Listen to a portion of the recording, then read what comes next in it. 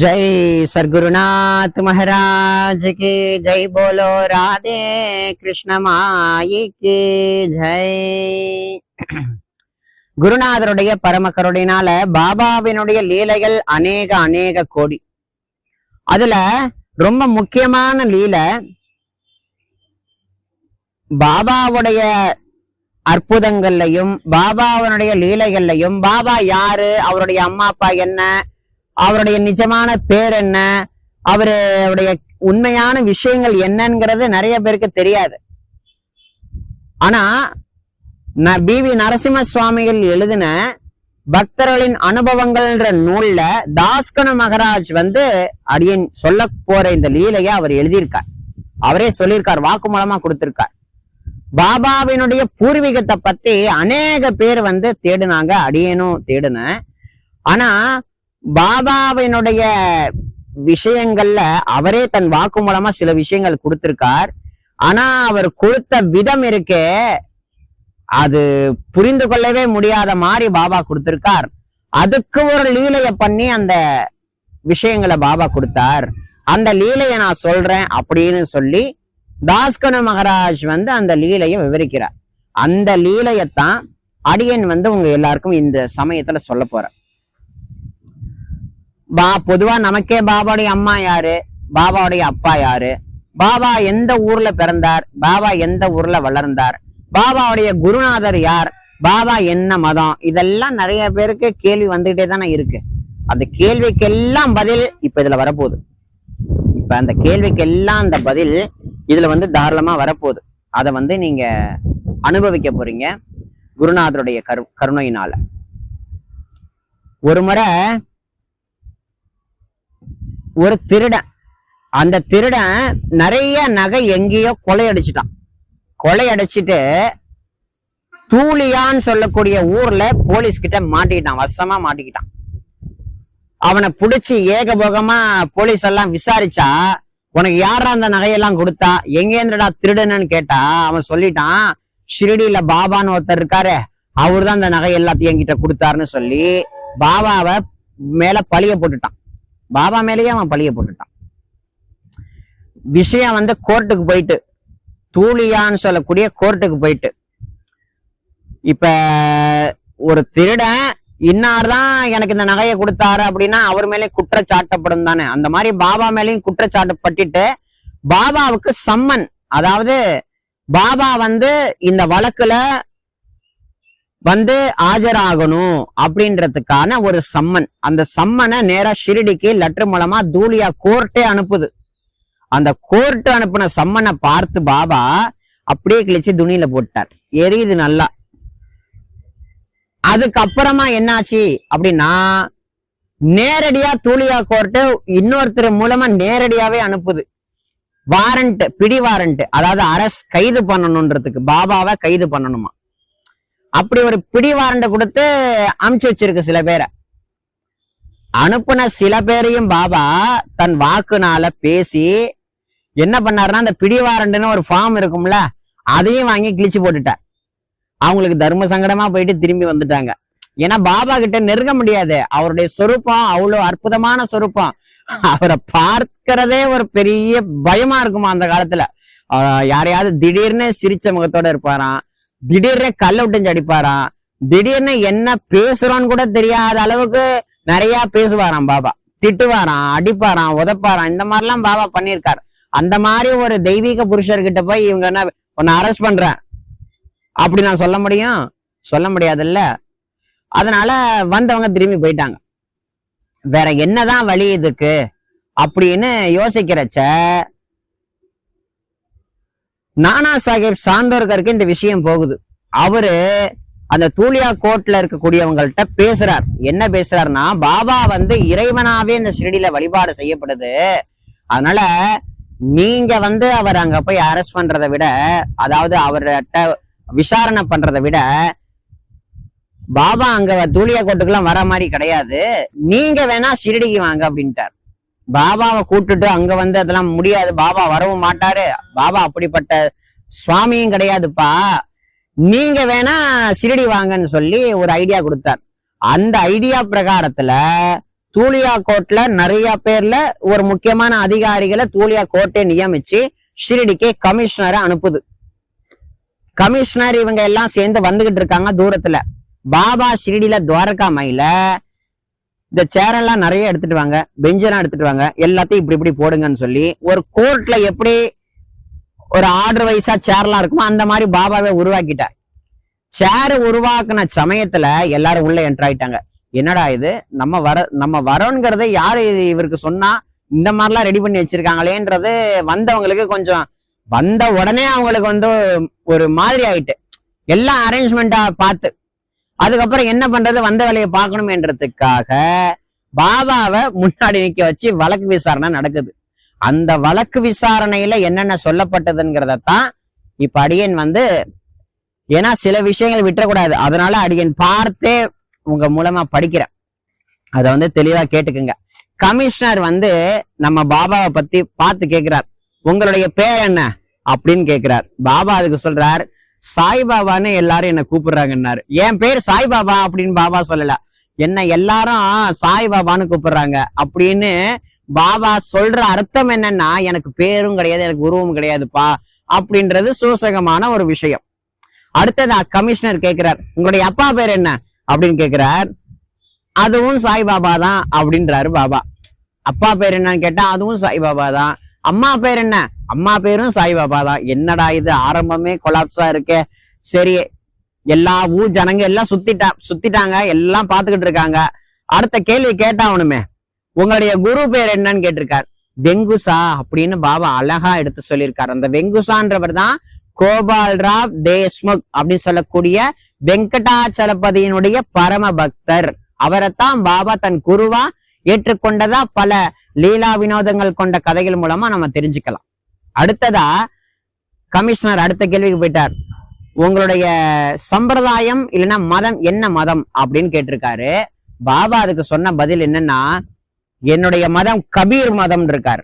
கபீர் பாபாவினுடைய விஷயங்கள்ல பல பேர் பலவிதமா சொல்லுவாங்க. பாபா தத்தாத்திரேய சுவாமியுடைய அவதாரம்னு ஒரு குரூப், பாபா கபீர்தாசருடைய அவதாரம் சொல்லக்கூடியது தாஸ்கன மகாராஜுடைய அவர் கண்டுபிடிச்சு சேகரிச்சு எழுதினது.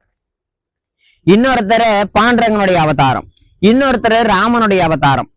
நான் ஆல்ரெடி முன்னாடியே சொன்னேன், முன்னாடி சில பதிவுகள்ல பாபா பரபிரம்மம், அதை நீங்க என்னவா பாத்தீங்கன்னா அது அதுவா மாறும், அதுக்கு அந்த இயல்பு இருக்கு அப்படின்றத அடியன் சொல்லியிருந்தேன்.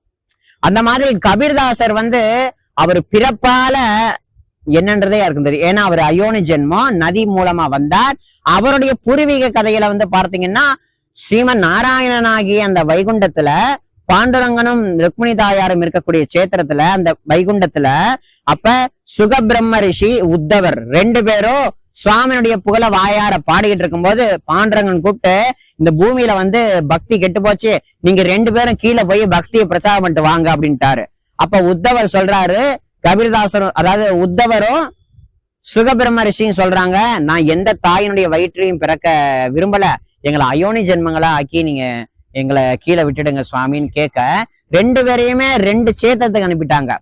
உத்தவரை சந்திரபாகா நதி தீர்த்தத்துல அந்த தீர்த்தத்துல ஒரு அழகு முத்துச்சிப்பில விட்டதாகவும், சுகபிரம்ம ரிஷியை காசியில விட்டதாகவுமே ஒரு வரலாறு.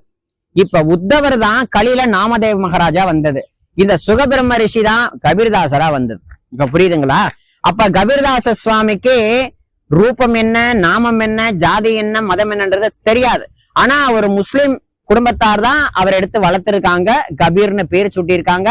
அவரு வளர்ந்த விதம் என்னவோ முஸ்லிம் தான், ஆனா அவரோட வாக்கு ஃபுல்லா ராமநாமம் தான்.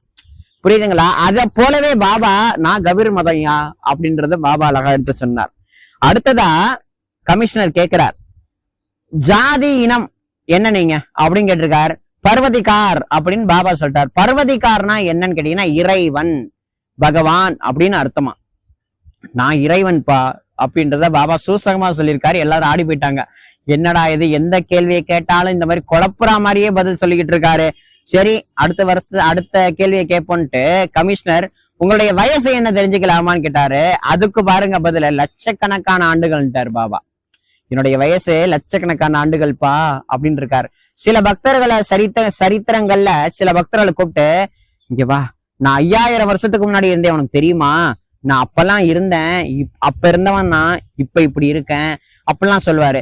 திடீர்னு காணா போயிடுவாரு. திடீர்னு நான் இப்பதான் வந்து இமாச்சலம் போயிட்டு வந்தேன் பாரு, திடீர்னு நான் இப்பதான் காசிக்கு போய் குளிச்சுட்டு வந்தேன்னு சொல்லுவாரு, திடீர்னு இப்பதான் கோல்காப்பூர்ல போய் பிக்ஷை வாங்கிட்டு வரேன்னு சொல்லுவாரு. அவருடைய செயல்பாடுகள் குறித்தோ அவருடைய லீலைகள் குறித்தோ ஆராயவே முடியாது. அது மாதிரி அவருடைய வாக்குகளையும் கணிக்க முடியாது யாராலையும். அடுத்ததா கமிஷனர் கடுப்பா என்ன கேட்டிருக்காரு தெரியுமா? தாங்கள் உண்மையையே பேசுவதாக பிரமாணம் செய்வீர்களா? இவ்வளவு கேள்வி கேட்டும் போது ஒண்ணுமே புரியல கமிஷனருக்கு. அப்ப அவர் கேக்குறாரு, நீங்க உண்மையதான் பேசுறீங்கன்னு சொல்ல முடியுமான்னு கேட்டதுக்கு, நான் உண்மையதான் பேசுறேன் அப்படின்ட்டாரு பாபா. நான் உண்மையதான் சொல்றேன் அப்படின்றாரு பாபா. அதுக்கப்புறம் கமிஷனர் கேட்கிறார், இந்த குற்றம் சாட்டப்பட்டவரை உங்களுக்கு தெரியுமா அப்படின்னு கேட்டிருக்காரு. ஒருத்தன் இருக்கான்ல திருடன், அவனை காட்டி இந்த குற்றம் சாட்ட இந்த பையனை உங்களுக்கு, இந்த ஆளை உங்களுக்கு தெரியுமா அப்படின்னு பாபா பார்த்து கேட்க, எனக்கு அவனை நல்லா தெரியும், எல்லாரையுமே தெரியும் இருக்காரு. எனக்கு அவனை தெரியும் தெரியாதுன்னு சொல்ல வேண்டியதானே பாபா? இவனையும் தெரியும், எல்லாரையும் எனக்கு நல்லா தெரியும் இருக்காரு. என்னடா அது திரும்பி திரும்பி குழப்புறாரே பாபா அப்படின்னு கமிஷனருக்கு தலை வெடிக்குது. சரி, அடுத்த கேள்விக்கு போவோம் அப்படின்ட்டு கமிஷனர் கேட்கிறாரு, அவன் உங்களுடைய பக்தன் என சொல்லிக் கொள்கிறான், உங்களிடம் வசித்ததாகவும் கூறுகிறான், அது உண்மையான்னு கேட்கிறார். அவன் வந்து உங்களோட பக்தன் சொல்லிக்கிறான், உங்க கூட தான் அவன் இருந்ததா சொல்லிக்கிறான், அது உண்மையா அப்படின்றதுக்கு பாபா சொல்றார், நான் எல்லாரோடையும் வாழ்கிறேன், எல்லாரும் என்னுடையவங்க தான் இருக்காரு. நான் எல்லாரு கூடயும் வாழ்றேன், எல்லாரும் என்னுடையவங்க தான் சொல்லியிருக்கார். பாபா என்ன சொல்லணும்? இவன் என் பக்தன், என் கூட தான் இருந்தான்னு தானே சொல்லணும் அப்படின்னு சொல்லுவாங்கன்னு எதிர்பார்த்திருக்காங்க எல்லாரும். ஆனா அவர் அப்படி சொல்லல. எல்லாரும் என்னுடையவங்க தான், நான் எல்லாருக்குள்ளயும் இருக்கேன்னு சொல்லிட்டார். அடுத்ததா அவன் கூடுறத போல அவனுக்கு நகையெல்லாம் நீங்க தான் கொடுத்தீங்களா பாபா அப்படின்னு கேட்டிருக்காரு. அதுக்கு பாபா சொல்லியிருக்க, அந்த கமிஷனர் கேட்டதுக்கு பாபா சொல்றாரு, நான் தான் கொடுத்தேன். யாருக்கு கொடுத்தது அப்படின்னு கேட்கிறாரு. திருப்பி நான் தான் கொடுத்தேன்னு சொல்லிட்டு யாருக்கு கொடுப்பது அப்படின்னு பாபா இன்னொரு கேள்வியை வச்சுட்டார். இப்பவும் குழம்பி போயிட்டார். அதுக்கப்புறம் கமிஷனர் திரும்பவும் இன்னொரு கேள்வி, நீங்கள் அவனுக்கு நகைகள் கொடுத்திருப்பதால் அவைகள் உங்களுக்கு எங்கிருந்து வந்தது, உங்களுக்கு எப்படி கிடைச்சது? அவங்கிட்ட நகையெல்லாம் கொடுத்திருக்கீங்களே பாபா, அந்த நகையெல்லாம் உங்களுக்கு எப்படி கிடைச்சது அப்படின்னு கேள்வி கேட்கிறார். பாபா சொல்றார், எல்லாமே என்னுடையதுதான் ஐயா அப்படின்றாரு. எல்லாமே என்னோடதுதான், எதுவுமே யாரோடையதும் இல்லை, எல்லாமே என்னுடையதுதான், எல்லாமே எனக்கானது அப்படின்றார் பாபா. ரொம்ப குழம்பி போயிட்டார். அடுத்ததான் கமிஷனர் கடைசியா ஒரு கேள்வி கேட்கிறார். என்ன கேள்வினா, பாபா இது ஒரு பெரிய திருட்டான குற்றச்சாட்டு, அந்த ஆள் நீங்க தான் நகையெல்லாம் கொடுத்ததா சொல்றான், நீங்க இதுக்கு ஒழுங்கா பதில் சொல்லுங்க பாபான்னா. என்ன இதெல்லாம், எனக்கும் இதுக்கு ஒரு சம்பந்தமும் கிடையாதுன்றார் பாபா. இது வரைக்கும் பாபா கிளீனா புரியாத மாதிரியே பேசிக்கிட்டு இருந்தவரு, என்ன இதெல்லாம், எனக்கும் அதுக்கு சம்பந்தமே கிடையாதுப்பா அப்படின்ட்டார். பாபா வந்து எல்லாத்துக்குமே ஆமா ஆமான்னு சொல்ற பதிலத்தான் சொல்லிக்கிட்டு இருக்கார். ஒண்ணுமே பிடிபடல. ஒரு நிமிஷம் நின்னு யோசிச்சு பார்த்தாங்க. அப்ப ஒரு விஷயம் புரிஞ்சுது. இந்த கிராமத்துல அந்த காலத்துல யாரு உள்ள புதுசா வந்தாலும் யாரு வெளியில போனாலும் நாட்குறிப்பேடுன்னு சொல்லக்கூடிய ஒரு நோட்டு போட்டிருப்பாங்களாம். அதுல யாரு புதுசா வராங்க யாரு வெளில போறாங்கன்றத ரெக்கார்டு இருக்குமா. அந்த ரெக்கார்டை எடுத்து பார்க்கலாம், இவன் வந்திருக்கானா இல்லையான்றது தெரிஞ்சிடும், கையங்காலமா புடிச்சிடலாம் அப்படின்றதுக்காக அந்த நாட்குறிப்புக்கான அந்த நோட்டை எடுத்து பார்க்கும்போது என்னைக்கு திருடப்பட்டதுன்ற டேட்டு, அந்த டேட்டை பாக்குறாங்க. அந்த டேட்ல இந்த ஆள் வந்திருக்கானா, இந்த திருடன் வந்திருக்கானான்றத பார்த்தா திருடன் வரலங்கிறது குறிப்பாயிருக்கு. திருடன் வரவே இல்லைங்கிறத குறிப்பு வந்துட்டு, ஆக மொத்தம் அந்த திருட்டு பையன் பாபா மேல பழிய போட்டிருக்கிறான்ங்கிறத கிளீனா தெரிஞ்சு போயிட்டு. இதுல இருந்து பாபாட்ட கேட்டா, ஆமா அது உண்மைதான் அப்படின்றாரு பாபா. திரும்பவும் பாபாட்ட போய், பாபா உண்மைதான் பாபா, அவன் வந்து உங்க மேல பழி போட்டிருக்கான். ஆமாமா அது உண்மைதான் பாபா சொல்லியிருக்கார். எதுக்கு சொல்றோம் அப்படின்னா, பாபாவினுடைய பூர்வீகமா இருக்கட்டும், பாபாவினுடைய அமுத மொழிகளா இருக்கட்டும், அவருடைய பொன்மொழிகளா இருக்கட்டும், உறுதிமொழிகளா இருக்கட்டும், ரொம்ப விசித்திரமான விஷயங்கள் இதெல்லாம். இந்த லீலெல்லாம் பார்க்கிறச்ச கேட்கிறச்செல்லாம் பாபா வந்து பாபாவுடைய அந்த சொரூபம் வேணா இப்படி இருக்கலாம், ஆனா அது ஒளிமயமான ஆனந்தமே வடிவமான ஒரு சொரூபம். அது வந்து நிச்சயமான பரமாத்ம சொரூபம். அது எல்லா இடத்துலயுமே நீக்கமர நிறைஞ்சு இருக்கக்கூடிய பரமாத்ம சொரூபம்ன்றத இந்த லீலைகள் மூலமா நம்ம ஆழமா உணரலாம். ஆகையினால இந்த பதிவுல சொல்லப்பட்ட ஒவ்வொரு விஷயங்களுமே பாபா யார், பாபாவுடைய பூர்வீகம் என்ன அப்படின்னு தேடக்கூடிய நிறைய பேர்களுக்கு இந்த லீலை போய் சேர்ந்துச்சுன்னா, இந்த லீலைய கொஞ்சம் காது கொடுத்து கேட்டாங்கன்னா உண்மையிலேயே பாபா யாருன்றத அடியும் தெரிஞ்சுக்கிட்டேன், நீங்களும் தெரிஞ்சுக்கலாம். ஓம் சாய்ராம்.